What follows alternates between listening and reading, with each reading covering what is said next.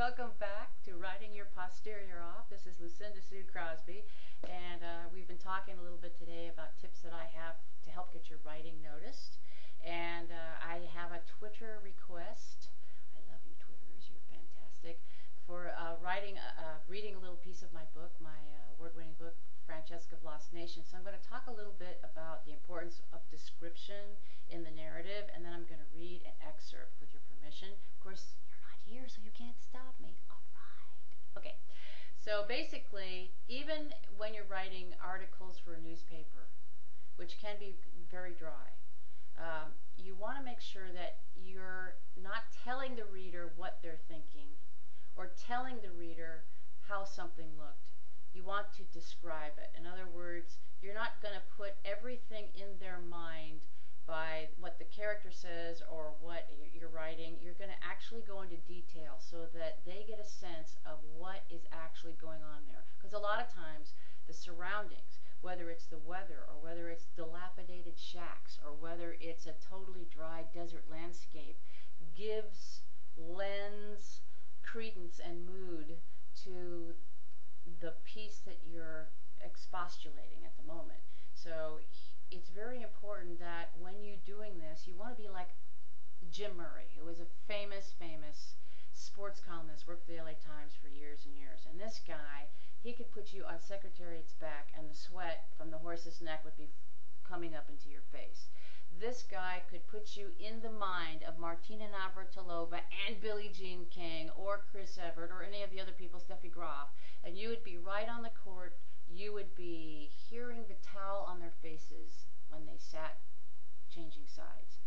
You could smell the dirt on the pants of some great baseball player like Pee Wee Reese, who was stealing a base.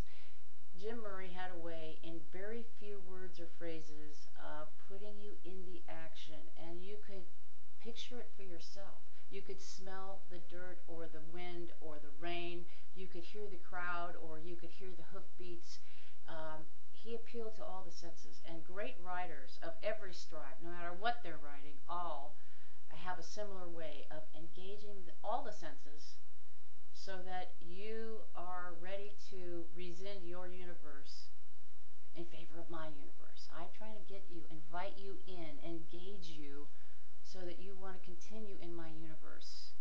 How do I do that? Is through description. And I'm going to read from the first page of my novel, Francesca of Lost Nation, which has actually won 3 literary awards. I'm just thrilled to heck. And the story is actually about a 59-year-old woman who is based on my real grandmother. Her name was Frances Ella Pitstick Mendenhall.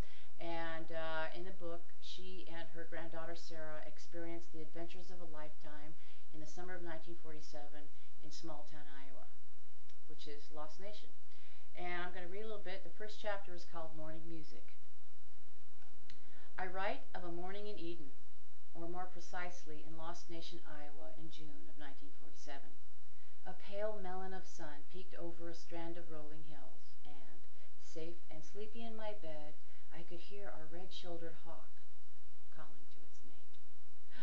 It was another sunrise, a heavenly first of summer dawn of the most memorable year of my childhood. Adventure awaited me. The ancient oak down the hill beyond the weathered split-rail fence begged a climbing. I could also hear the cool depths of the fishing pond whisper my name. But first, the aroma of sweet cornbread just done tickled my nose, and all other plans would have to wait. In the glory of my 9 soft years, I loved the unfolding of this new day. I could already hear my father's off-key hum as he shaved himself. My mother, I knew, had been awake 1 whole hour, making magic in the kitchen on her vast black stove. She cooed to it and wooed it like a lover, and in return it always delivered up to her fine hands a golden bounty. Thanksgiving turkey stuffed with cornbread dressing, or sourdough griddle cakes, or Sunday chicken dinner with au gratin potatoes. Better than a king's ransom. Better than pirate's treasure. So what you can see is, as I'm going through the various descriptions, you can smell what's happening, you can hear the hawk, you can see that she's young, that she's safe to sleep in my bed, and the glory of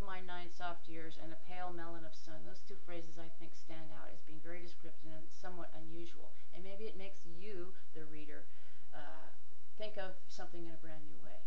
So again, I try to engage the reader. I try to suck them in, draw them in a way they're going to like, obviously, the way they're going to feel, they're going to want more. And you feed them this description, and they begin to imagine in their head a film, like a movie, of what's happening, what we're hearing, what we're learning, what is appealing to all my senses, and pretty soon you can hook your reader. I hope this is helpful. You have a great day, and if you want to learn more about my writing, please visit my website, luckycinda.com. There's lots of fun things there, my poetry, some of my song lyrics, and all kinds of other fun things. You have a great day.